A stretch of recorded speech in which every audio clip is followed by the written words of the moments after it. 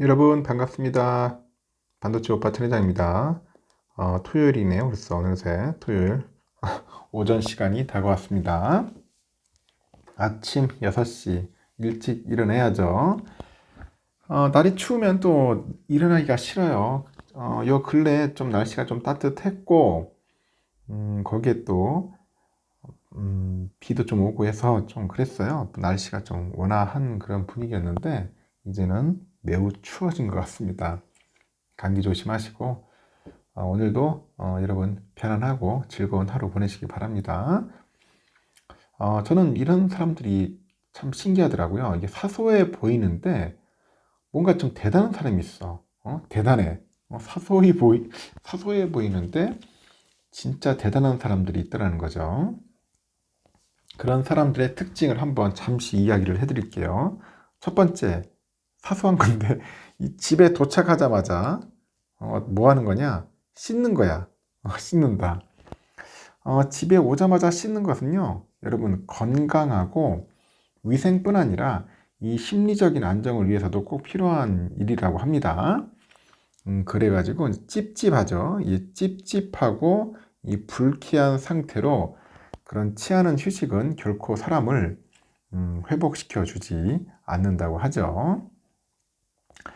두 번째는 밥은 먹자마자 치우는 겁니다.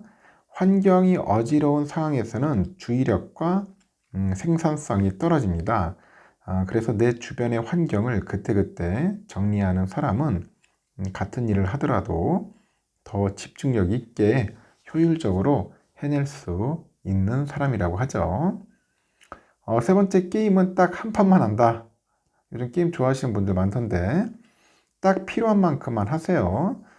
끊어낼 줄 아는 그런 절제력을 키우는 것도 인생의 모든 순간에 아주 결정적인 강점으로 작용을 하더라는 겁니다. 저는 모르겠어요. 게임 같은 걸 별로 안 좋아해가지고 스마트폰에 있는 게임도 안 하니까. 하여튼 게임은 딱 한 판만 하십시오. 잘 되는 사람하고 그렇지 않은 사람은 아주 사소한 것에서 차이가 난다고 하네요.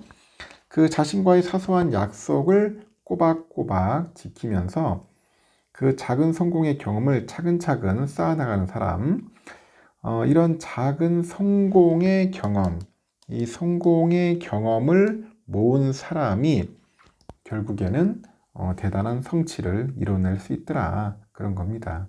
알겠죠? 꼭 한번 실천해 보시기 바라겠습니다. 실천해 보시기 바랍니다. 그러면은 또 삼성의 이야기를 한번 해볼까 합니다. 삼성전자는 뭐 아주 다양한 이야기들이 있죠. 참 두 분 얼굴이 딱 보이는데 이재용 회장하고 경기현 사장이죠. 윤석열 대통령의 그 네덜란드 국빈 방문에 동행했던 이재용 회장이 15일에 오전 서울 김포공항 그 비즈니스 센터를 통해서 귀국을 했네요. 이번에 순방 성과를 묻는 취재진에게 이 회장은 반도체가 거의 90%였다. 90%. 의미심장하게 답을 했고요. 이 회장의 귀국길에는 경계연 삼성전자 디바이스 솔루션 그 사장이 함께 했어요.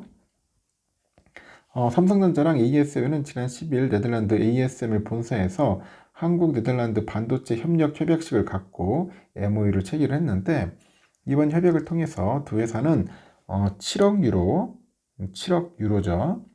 우리 돈으로 1조 원인데 투자해가지고 차세대 노광장비 개발을 위한 EUV 공동 연구소를 한국 수도권 지역에 설립하는 것을 약속을 했습니다. ASML은 최첨단 반도체 양산에 필요한 EUV 노광 장비를 세계에서 유일하게 생산하는 업체입니다. ASML이 국외 공동 연구 개발한 센터를 두는 것은 이번이 처음인데 ASML은 실리콘 원판에 회로를 새기는 EUV 장비를 세계에서 독점 생산한다고 합니다. 그래서 7나노미터 이하의 미세 공정에서 EUV 장비가 필수로 쓰이다 보니까 이 반도체에서는 슈퍼을이라고 해요. 슈퍼을. 경 사장은 이제 삼성이 하이 뉴메리컬 어퍼처 EUV에 대한 그 기술적인 우선권을 갖게 됐다고 하죠. 그 장기적으로 D램이나 로직에서 하이NA EUV를 잘 쓸 수 있는 계기를 만들지 않았나 생각한다고 합니다. 그가 언급한 하이NA EUV는 이나노 공정의 핵심 장비인데 가격이 대당 한 4천억 정도 하는가 봐요. 4천억 정도 이상되다가 주문이 현재 밀려 있다고 합니다. 삼성전자랑 그 대만의 TSMC, 미국의 인텔 등은 2025년 이나노 칩 양산을 목표로 아주 치열한 경쟁을 벌이고 있다고 합니다. 경 사장은 이번 협약의 주 목적은 경기도 동탄에 그 공동 연구소를 짓고요. 그곳에다 하이NA EUV를 들여와가지고 ASML과 삼성 엔지니어들이 같이 기술을 개발하는 것이라고 합니다. 이어서 EUV가 가장 중요한 툴 중 하나이기 때문에 이를 통해서 전체적인 반도체 공급망 입장에서 굉장히 튼튼한 우군을 확보했다고 평가를 합니다. 그리고 삼성전자가 그 자사의 생성형 AI 모델의 삼성 가우스를 활용해 가지고 AI 업무 비서 가우스 포털이죠. 그 가우스 포털을 개발해 가지고 사내 업무에 도입하는 동시에 그 기능의 고도화에 나섭니다. 가우스를 실제 업무에 우선 활용하면서 성능을 향상시키는 동시에 스마트폰하고 노트북, 디바이스에 접목을 해가지고 생성형 AI 상용화 계획을 본격 추진한다는 그런 보관이죠. IT업계 따르니까 삼성은 스마트폰 등 완제품 사업을 담당하는 디바이스 경험 부문의 임직원을 대상으로 해서 이번 주부터 가우스 포털을 순차 도입 중이네요. 앞서서 지난달 8일 열린 AI 포럼에서 사내 도입을 예고한 가우스를 실제 업무에 활용하기 시작했어요. 그래서 DX 부문의 임직원은 챗 GPT처럼 챗봇하고 그 대화하는 방식인데 가우스 포털의 업무 보조를 받을 수 있죠. 가우스 포털은 가우스로 작동되는 만큼 삼성이 올해 4월 내내 사내 그 사용을 금지한 그 챗 GPT와 달리 기밀 유출을 막으면서도 업무 효율화를 꾀할 수 있다는 특징을 가졌습니다. 이를 통해서 검색 결과는 회사 내부의 데이터만을 활용해 가지고 제공이 되고 이 보안을 위해서 임직원이 화면 캡처를 할 수 없도록 만들어진 것이라고 하죠. DX본의 한 임직원은 챗 GPT를 포함해 가지고 빅테크의 생성형 AI 챗봇하고 유사한 사용성을 가졌다고 합니다. 직접적인 업무뿐 아니라 연말에 회식에 앞서서 건배사 제안 등에도 아주 다양하게 활용하고 있다고 합니다. 가우스는 메일 작성, 문서 요약, 번역 등 언어 모델하고 개발자의 코딩 작업을 돕는 코드 모델, 이미지를 만들거나 계산하는 이미지 모델 등 세 가지 모델로 이루어져 해가지고 다양한 업무 보조 기능을 구현할 수 있고요. 삼성은 가우스 포털을 운영을 통해서 이 고도화한 생성형 AI 모델을 자사의 스마트폰하고 노트북 등 디바이스에 적용을 해서 엣지 AI 시대를 한번 주도한다. 그런 계획을 갖고 있다. 이렇게 보시면 될 것 같습니다. 엣지 AI 시대를 갖는다. 삼성이 이번에 자체 개발한 생성형 인공지능 AI 모델 삼성 가우스에 한국통신학회 논문 2만 편을 학습을 시켜가지고 성능을 더욱 고도화하기로 했네요.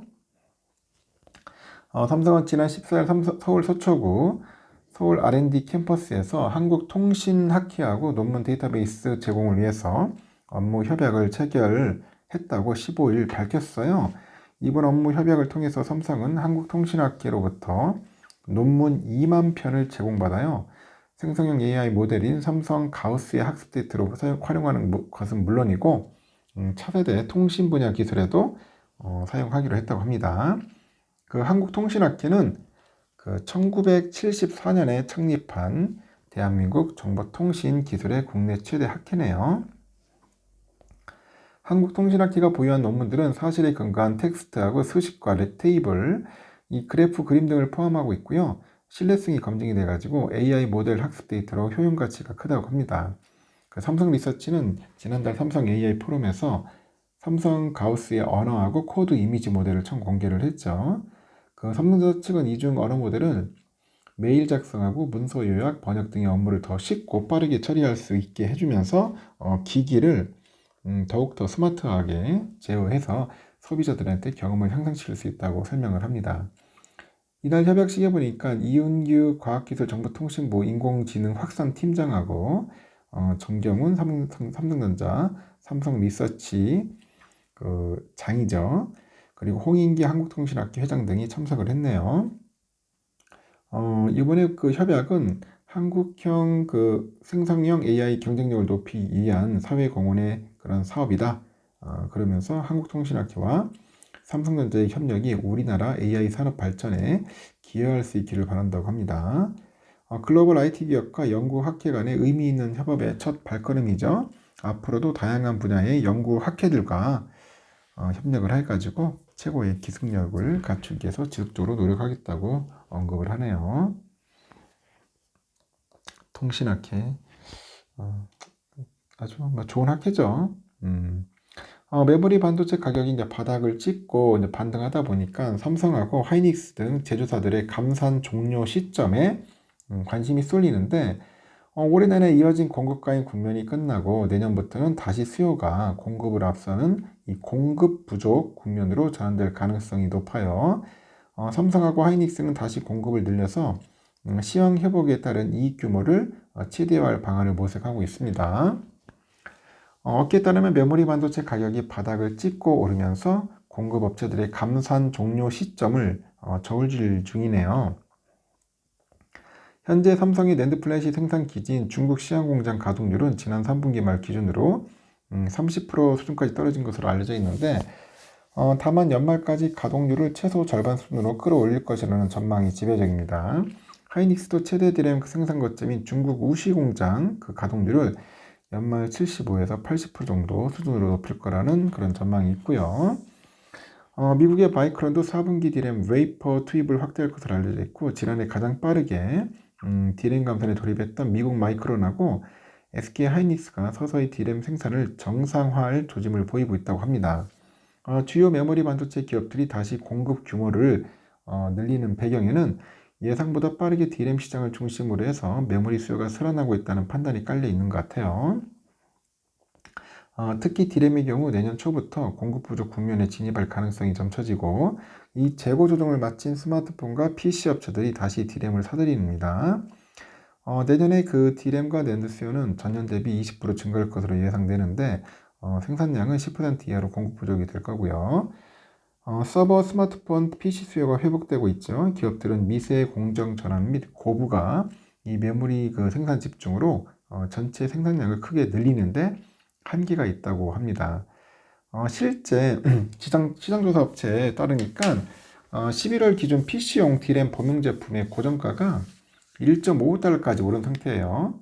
9월까지는 DDR4 8기가짜리 고정가 1.30달러였는데 10월에는 1.5달러로 15.38% 오른 데 이어서 두 달 연속 상승됩니다.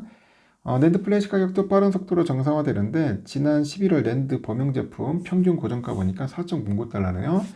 9개월 만에 4달러대를 회복했고 삼성하고 하이닉스가 3분기를 기점으로 대대적인 가격 인상에 나선 것이 주요했죠. 다만 업계에서는 아직 감산을 종료하기에는 성급하다는 견해도 있는데 이 수요에 대한 불확실성이 큰 상황에서 성급하게 감산을 종료하면은 다시 공급 과잉과 가격 하락이 나타날 수 있다는 우려죠. 특히 재고가 많이 쌓이고요. 가격 회복이 더딘 낸드하고 DDR4 등은 감산을 유지하는 것이 도움이 된다고 합니다. 지난해부터 올해까지 누적된 재고 문제가 완전히 해소되고 시장이 정상 궤도에 돌아왔다는 그런 명확한 지표는 내년 이후에야 확인이 가능할 것으로 보이는 것 같습니다.